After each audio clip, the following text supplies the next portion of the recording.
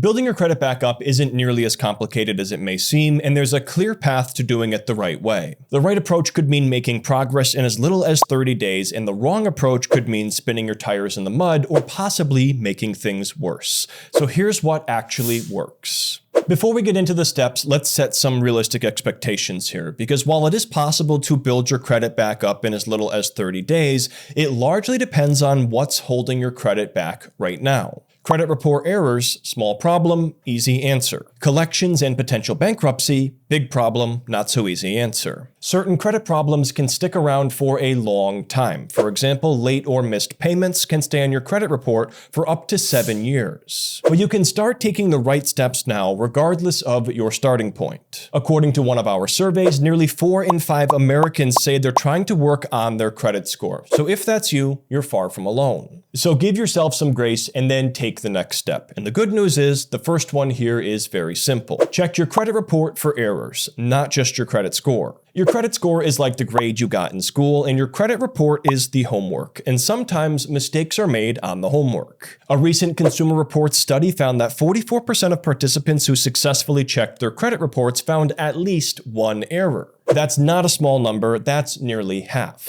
You can get free weekly credit reports from Equifax, Experian, and TransUnion through annualcreditreport.com, the official authorized site for free credit reports. Once you have them in hand, you're going to look for two things. Information that is wrong. It could be accounts that you don't recognize, balances that look off, or other details that don't match up. And the second thing to look for is negative remarks that should have aged off of your report by now. If you find an error, dispute it with the bureau that is reporting the error. The good news is this can be handled completely online for all 3 major credit bureaus. The bad news, this doesn't give you much of an excuse not to do it. The second step you can take is following the cardinal rule of credit. Pay your bills on time no matter what. It's not exciting or flashy. Nobody brags at the party, hey, I made my minimum payment by the due date this month. Mostly because that would be a very strange party. But still, it is one of the most important things you can do for your credit score. Payment history is the single biggest factor in your FICO score, making up 35% of it. The goal here isn't perfection, it's consistency. So pay every bill by the due date. Loans, credit cards, utilities, anything else reported to the bureaus, even if it's just the minimum payment. This will keep your accounts current, and if you're already behind, contact your lender immediately. You can ask about hardship options or what you might be able to do to make the accounts current. And if you have a small number of late payments, it might be worthwhile to ask them for a goodwill adjustment. There's no guarantee here, but it could work. Kind of like negotiating with a child about bedtime. Simply put, guys, it's hard, if not impossible, to build credit when late payments are continuing to show up on your report. Once your payments are current, the next step here is to focus on credit utilization,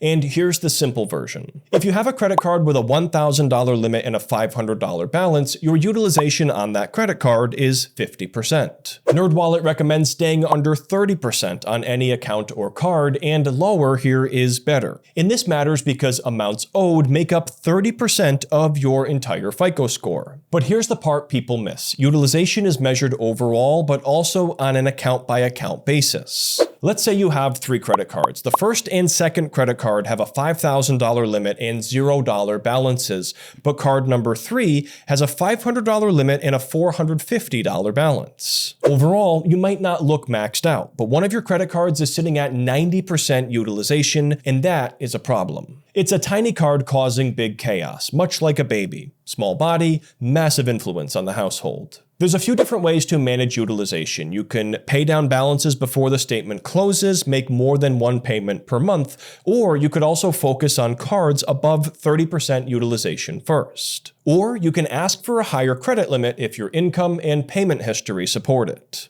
However, a higher credit limit only helps if the balance doesn't follow it upward, so be careful. Bigger cribs don't always help the baby sleep. I learned this through science and tears. So we've covered some strategies for building your credit back up, but now I want to talk about the tools, starting off with a secured credit card. This type of card usually requires a deposit up front, and that often becomes your credit limit. Put down $500 and your credit limit is probably $500 too. After that, it's going to work just like a regular credit card. You use it, get a bill, pay it off, and the issuer reports activity to the credit bureaus, which can help advance your credit score. With a secured credit card, the rules are simple. Keep your balance low, pay on time, and avoid overspending. This is not free money, it's a credit card with training wheels. If you abuse it, that negative activity gets reported too, and they can even take your security deposit and use it to pay off your credit card balance. Another tool you have available is a credit builder or secured loan.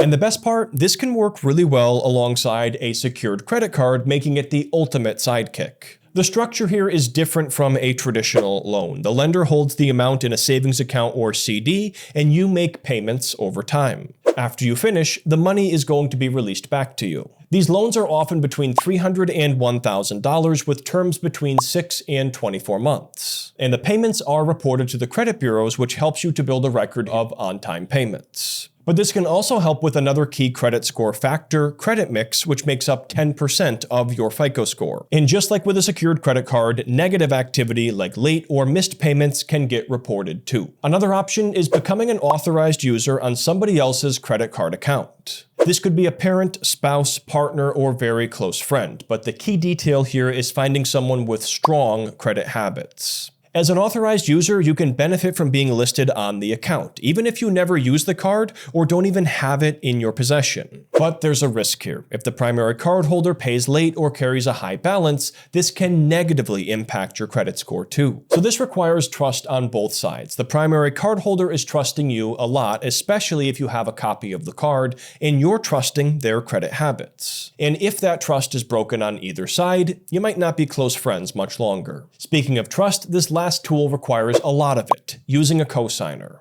This can help if you're having trouble qualifying on your own, but it's crucial to understand here that the cosigner is applying with you. They're putting their own credit reputation on the line, and if you don't pay, they are responsible. If things go badly, Thanksgiving can get weird quick. So make sure both people fully understand what's involved and what's at stake here. The best version of this is very boring. You make your payments on time, the cosigner never has to step in, and everyone's happy. The biggest takeaway here is this: you can't control every part of your credit history, but you can control the next step that you take. Apply the strategies, utilize the tools, and be responsible with them. And before long, you could be looking at a credit score that you don't even recognize. If you found this video to be useful, make sure you hit that subscribe button for me and leave me a comment with what your favorite strategy from the video was. Thanks for watching, and if you want to keep going, here's another video you might enjoy. I'll see you next time.